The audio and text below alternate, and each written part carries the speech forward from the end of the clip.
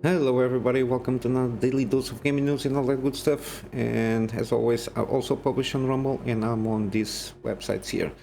So, got some stuff to go through, especially here. AMD continues to discount their GPUs and CPUs and everything, which is good news. I think it's mainly because of the fact that it's starting summer and usually there is more movement on the hardware side, so I think it's a way to entice gamers to spend their money on some hardware.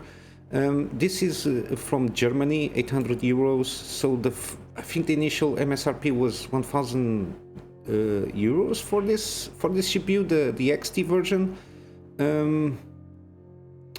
No, 900 MSRP? No, but this is dollars. I think it was around 1000 and something.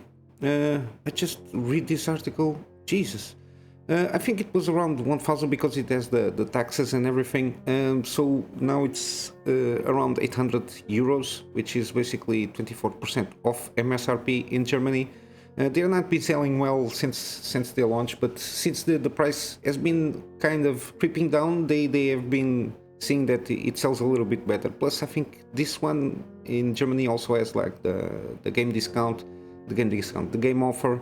But yeah, here it is. I know I saw the MSRP here, 1050 euros. It's 24% off in 6 months, which is not bad. It should be very lower in terms of euros. I don't know. I think 650, give it or take, maximum 700 euros. It's a very decent GPU, plays around almost everything 4K, 60 frames, like at least minimum to high, without any issues, especially with of course the VRAM memory bus and the memory and the VRAM quantity. But yeah, it seems that they are doing some discounts. Mostly they starting, from what I can see, the trend they start on China and the China market. A lot of the promos, then it starts to trickle down here and there on the other markets. But yeah, we hope that it will reach every other market as soon as possible.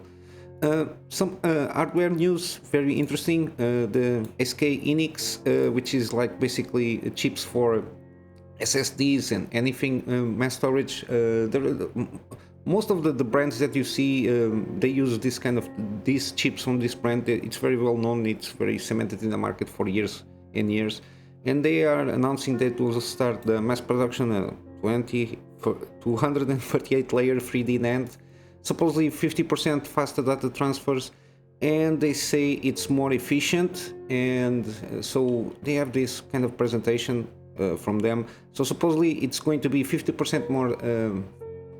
Not more faster, is 50% faster and consume around less 20% of the power. And they say it's more kind of cheap to a certain point to manufacture this kind of thing, because they managed to, I don't know,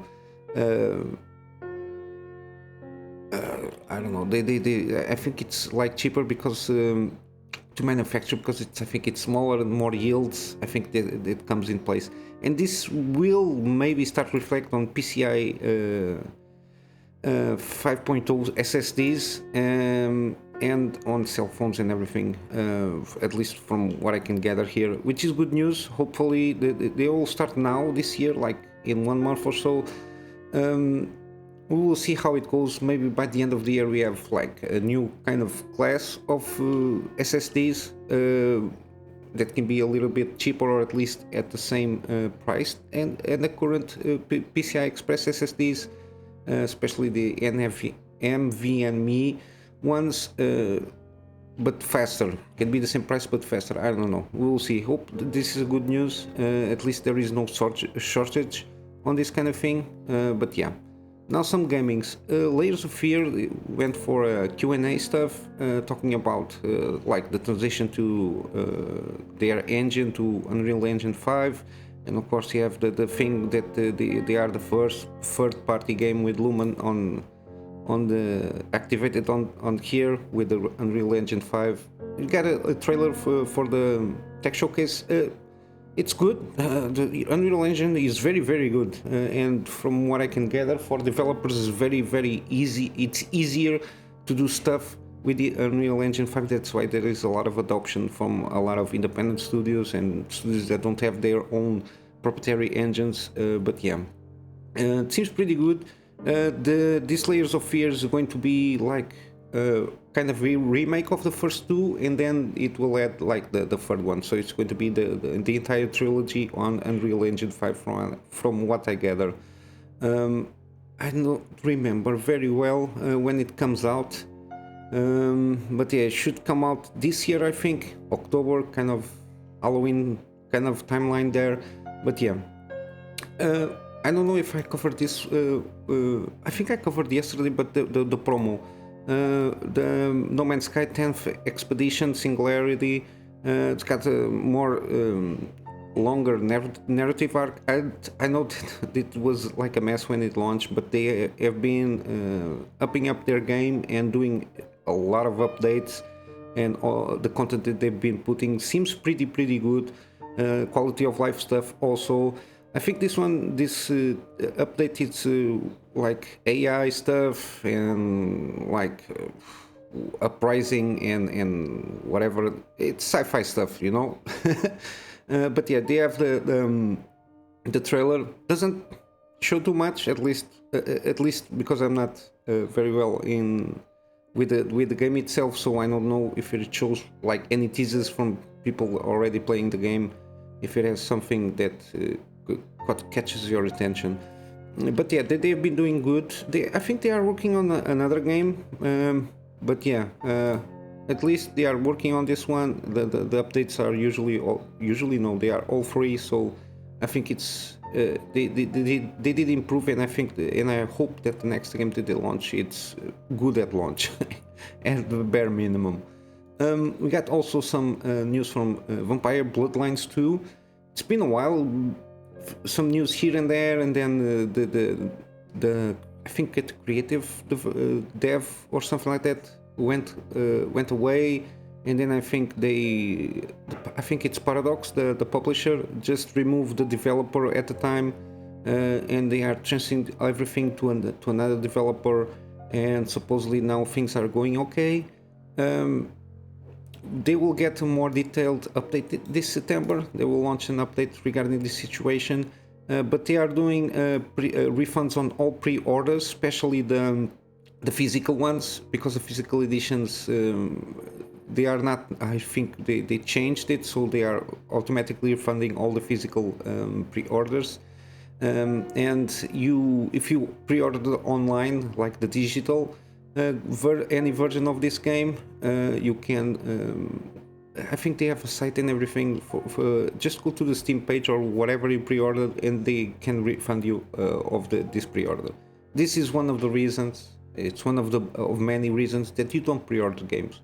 You never know, because things like this can happen. It's rare, this kind of situation that happened with this studio here, and this game specifically. But yeah, don't pre-order games, because it gives you the bad message of studios that they can keep your money without launching anything or putting anything on the market. But yeah, we have this kind of screenshots as it is until we reach September. And for those who don't know, there is the Vampire Masquerade, I think Bloodlines 1. I never played any of these games from this IP. But it always interests me because it has vampires, all these things, like from a tabletop inspired game.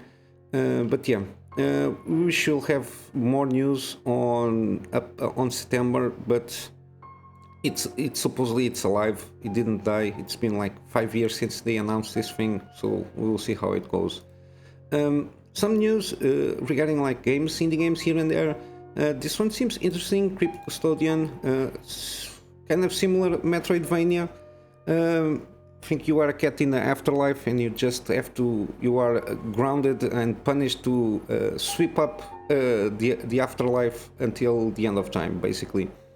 So it's got some seems, I don't know, hand-drawn cartoons here. and basically it's Metroidvania, so you unlock your powers to get access to more stuff and everything. Seems interesting. They got the trailer here. I'll leave, as always, everything that I talk about, the links in the description. And we got like kind of a sequel. There was a game, Forgotton Anne, like 3 years ago or something like that, that launched, and this is kind of a spiritual sequel to that game. It's in the same universe. It has a lot of, because I remember seeing this game mainly because of the art styles. It's a hand-drawn animation basically, and I remember seeing this came around and seemed pretty interesting. It got the same characters. I went and watched the trailer for the first one to make sure what kind of game it is. It has like this character here. I think you are this character in this new one, the Forgotlings. And yeah, it seems pretty interesting. It's like 2.5D kind of RPG from what I understood. You got two trailers here, like the announcement and the gameplay preview. It's pretty interesting. You are this, I think it's Fig that it's called, this character, and then you have like the boat, which is functions also as a hub for you to upgrade your things and advance some stuff on the story from what I understood. And yeah, you got the combat. Seems pretty interesting from the trailers there. And of course you have to gather everybody to face against the darkness or the danger that it is. It's kind of but they also did like a Kickstarter campaign sinking around 100k in funding. I don't know if you like, I usually don't recommend any kind of Kickstarter campaign or something like that, but if you are interested, you can like help out in like finishing. It's not finishing up the game, because I think the game will come out. It's just to help out with the costs of production from what I understood. But I usually always a little bit reticent on these things, but they already launched the game, so I think the danger of getting without the money.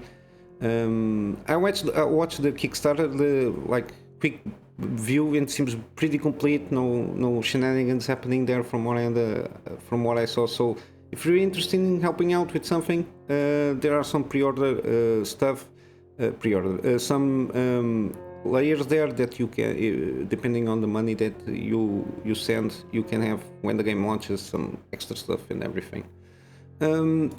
Again, I told you that AI, or it's not AI, but what people are calling AI, is going to be the end of us.